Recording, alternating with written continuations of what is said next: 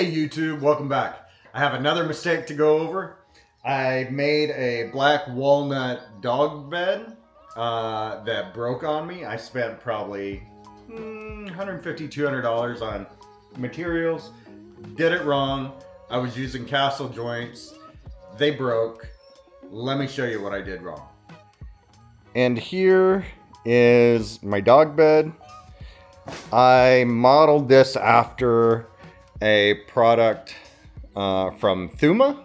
Thuma makes bed frames, but they also make these little miniature versions of for dogs. Now, they make their product out of rubber wood. I made this out of walnut, so more expensive wood. I think it looks better, and if I would have built it correctly, it would have held up a lot better as well. Now this joint looks the way it should. It's fine. I made a mistake there too, but it didn't break, thankfully. I'll show you what did break. Here's an example of a breakage. You can't see what broke, but let me flip over here, and I think this will illustrate it a lot better. So, what happened is these broke off of here, and the same with that right there. So I'm going to show you how I'm going to repair it, but let me pick this up and I'll show you a better shot before we get started. Okay, let me show you up close. A castle joint should look like this, but instead mine look like this. And I'm sure if you notice how the grain runs, you'll see exactly why. This, I don't know if this is the exact one that goes here, but it should be like that. It broke off.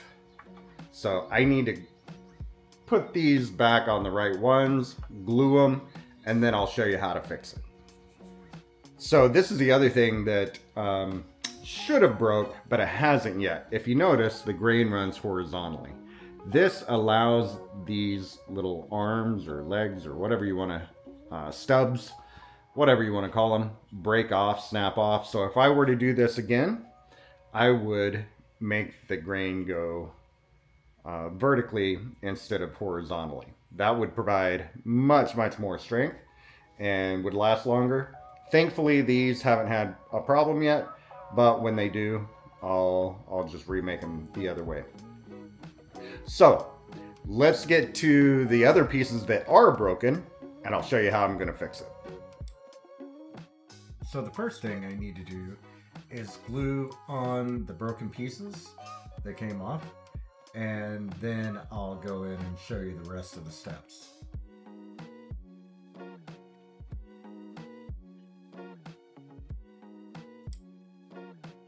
Have to be careful here so that the pieces that are being glued on don't move and they don't shift, because if they don't sit on there properly, it won't fit, and the whole process will have to be started over again. The next day they are dried, and I'm moving on to the next step.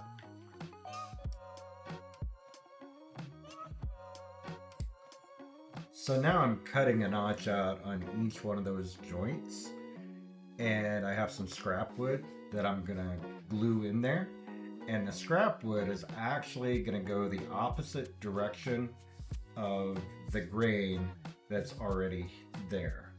And so here I am just making those pieces that will slide right in and be glued in.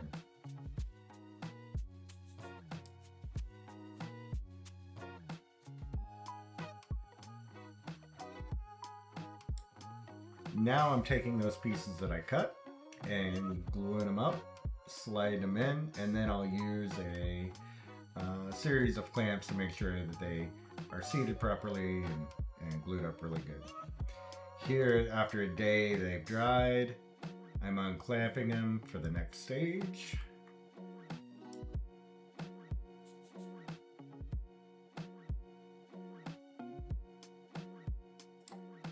Now that they're dried, I'm just taking a router, a flush trim bit, and removing all the extras so everything's flush and there's no more wood sticking out. Easy peasy.